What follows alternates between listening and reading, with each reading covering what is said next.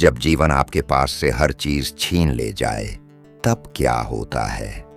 अर्जुन से मिलिए, एक ऐसा व्यक्ति जिसने अपनी नौकरी, घर और यहां तक कि आशा को भी खो दिया, लेकिन उसने जो आगे पाया वह उसके जीवन को हमेशा के लिए बदल दिया।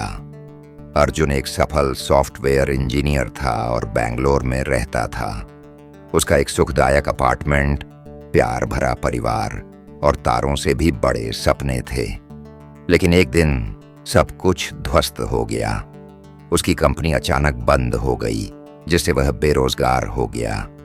कई महीनों तक नौकरी ढूंढने के बाद भी नौकरी नहीं मिली।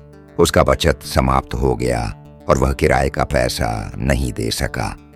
जल्द ही उसकी पत्नी भी उसे छोड़कर चली गई, क्योंकि वह उसके मुसीबतों का बोझ नहीं झेल सकी।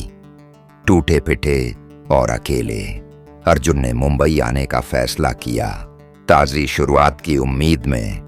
लेकिन वहां वह सड़कों पर छोड़ दिया गया। एक महीने से अर्जुन भीड़ में खो चुका था, भीड़ के बीच अदृश्य महसूस करते हुए। एक बारिश वाली रात जब वह बैठा था तब कुछ अलग हुआ। प्रिया नाम की एक छोटी सी लड़की उसके पास आई।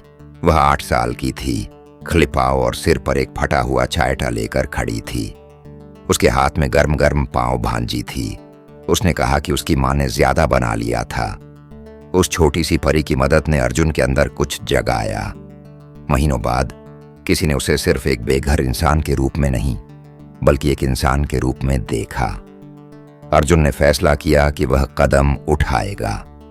कबाड़ियों से मिले हुए लकड़ी और धातु के टुकड़ों का इस्तेमाल करके उसने एक छोटा सा ठेला बनाया और पास के रेलवे स्टेशन पर कम्यूटरों को चाय और बिस्किट बेचना शुरू कर दिया।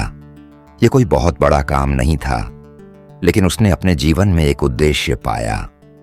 समय के साथ अर्जुन का चाय स्टैंड सिर्फ एक आय का स्रोत नहीं रहा, बल्कि यह मजबूती का प्रतीक बन गया।